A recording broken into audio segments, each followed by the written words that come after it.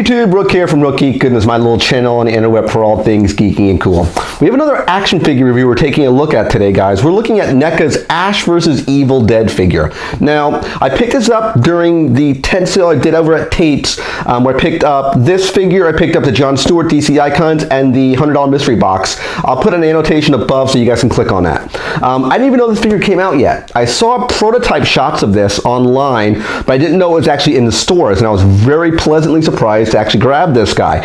So what we're going to do, guys, we're going to go into the breakdown segment. We're going to ask that big question: is this worth your money? It has an MSRP pricing of about $20–$25. We'll discuss that later. And we're going to look at, of course, the box. We're going to look at the articulation. We're going to look at the paint and the accessories and ask that question: should you get this figure? Back shortly, guys. Stay tuned. Okay, guys, we're in our breakdown segment looking at the Neca Ash vs. Evil Dead figure out of packaging. Before we do anything, we always look at the packaging. It's a window box, as you can see here. On the side, we have Ash, kind of artwork you would see, as it is Ash Williams. Over here, on this side, we have, it talks about the Starz original series. It is in its second season currently. They have about, I believe it's 10 episodes, and it runs every Sunday. I highly recommend watching the show. Great series. Now on the side we have Ash vs. Evil Dead, and of course on the other side it says the same thing. Now on the back it showcases kind of artwork from the figure, what you can actually do, kind of poses you can put it in. Down here they actually talk about the other figures in the wave. There's a demon that they talk about in the first season, as well as another Ash, which is in the Value Mart or Value Stop, I think it's called. I might have the wrong name. At the top it does talk about the series a little bit, so you can read that if you want to pause it, read that for yourself, which is kind of interesting, a little backstory of what's going on. Now, if we look at the figure itself here, first thing we want to look at is, of course, the paint. Is this paint good? They did a really phenomenal job of taking the figure in the TV series and transitioning it into an action figure. This screams Bruce Campbell when I see this figure here. Now, the figure, the head I have attached to him right now is the second head. He actually came, and if you have difficult standing up, with this head here. This is the one head he came with the figure. I don't think this head's bad, but I think this head here is the one I want to display with him. This one really screams Ash to me. So he comes with two heads, just so you know. Now, going back to the figure itself, let's look at the actual head sculpt itself so you can kind of see what I'm talking about. He has a kind of grimace going on here, kind of beat up a little bit, like he just kind of a fight. I like how this one looks. I think they did a great job on that particular head. Now, let's take a look at the actual articulation. The arms itself go in a 360 for both arms. Now, you do notice there's a stub here, and there's a reason for that, and I'll explain in a second. The other arm is double jointed at the elbow, and there is wrist swivel. He does have an ab crunch, as you can see, ab crunch. And he does have a holster which he can put the shotgun across his back. He can do splits. He can do a pretty good kick, good range of motion. He has a single jointed knee. He has a thigh swivel, a calf rotation, and a ankle swivel and pivot as well. Now, let's look at the amount of accessories we have on him. He comes with quite a few. We talked about the head. This is, again, the first head he came with, great paint on it. But again, I don't see myself displaying this one. This might be good for the other one. I didn't touch about that. What is really cool with the accessories is you can take the heads off of these guys and put them on the other Ash, and you can swap them vice versa. I think it's a really cool idea. It gives you the ability of customizing this Ash to make it look the way you want to, and I really like that idea. Now, let's actually look at the first accessory he comes with here beside his head. He comes with this really cool chainsaw. Now, in the Evil Dead show, in the movie, he actually cut his hand off to replace it with a chainsaw in the original movies. That's why he has a stumped hand over here, for the people who don't know. Great amount of paint, good amount of wash. Now, the only issue I had with the chainsaw was this handle. Now, I don't know if it was mine, but it keeps popping off. It does plug into this point here, and it kind of lightly pegs into the back here. So it's not super solid here. It's a little rubbery piece. So be careful if yours has this type of issue. I know mine does. It might not be all of them, but this one does. So what you can do with this is actually another joint that comes with it. You take this joint here, so literally he has no physical arm itself, as you can see here. You take this one, hooks in, plugs in place, pretty tight. You take this one and plug it into this joint here, and it snaps in place. So you can display him as something along the lines of this. Pretty cool. Now, next accessory would be his shotgun.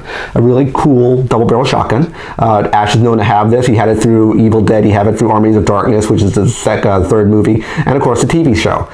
Great wash on the shotgun. Looks great. Great details you can see here. Looks like a shotgun. When you see this, you know it's a shotgun. For him to hold it's pretty easy. You just literally slide it all the way up his hand. Snaps in place. Get it there. There you go. It does have a trigger finger. Does hook in place to the trigger, which is really, really nice. And you can display it. Something along those lines as that. You can also store the shotgun, if you want to store it, in the holster. Like that. Which is really, really cool as well. Now, see, the handle popped off. This is what I was talking about, guys. Just to see what I was mentioning. Now, he does have a couple other accessories. He has this gloved hand, which has another piece of cloth attached to it, another piece of the arm. This actually gets built from him in the first season. Great amount of detail, great amount of wash, as you can see here. They did a phenomenal job on the amount of detail on this thing. It looks great. They did a phenomenal job on the detail and the paint on this hand. Now, to get it in place is a little tricky. You have to pop the entire joint off, which is what I was talking about earlier. This already has a piece attached to it. So that snaps into place. So then it would look, if I can snap it in place, it's a little stiff, like that. And it does have rotation, and you can move it the same way you would move the other hand, in this case, the other arm attached to this. Now, the only weird part about the whole figure is this guy here. This is like a little nub, a little stub that he has, a little metal bit here, as you can see as I'm spinning it around. I'm assuming this would represent him getting his hand knocked off or broken. So you would literally have something along the lines of this, like a little stubbed hand, I would assume. Again, the biggest problem I have with him is his stance. It's very, very difficult to get him into a stance here. I'm not sure why. It's maybe the way the figure is built, but it's really, really tricky. Because I didn't demonstrate it, let me pop the head off here. So the head is on a ball joint, a really, really big one, as you can see. Really tall ball joint. You would then just take this, snaps tight in place, and you can put the other head on if you want. I think they did a great job with this figure. You see me fiddling with the stance here. It is, like I said, that's the only, I would say, the only drawback of this figure is the way he has difficulty standing. But all in all, I highly recommend this figure, guys. If you can find it in your local store, in your local comic store rather, definitely pick this figure up. It is an absolute buy. And let's head to final thoughts, wrap this video up. Okay guys, final thoughts on the Neca Ash vs. Evil Dead figure. They nailed this perfectly. I highly recommend this figure first. Let me just get that out of the way. They actually took Bruce Campbell and from the silver screen and transitioned him into an action figure. This is Bruce Campbell. This is Ash Williams from Evil Dead, i.e. Army of Darkness, i.e. Ash vs. Evil Dead. This is him perfectly in action figure form. Neca knows how to make an Evil Dead figure. They know how to make Ash properly. I've done it in the past with other figures. They do it again and knock it out of the park for this guy.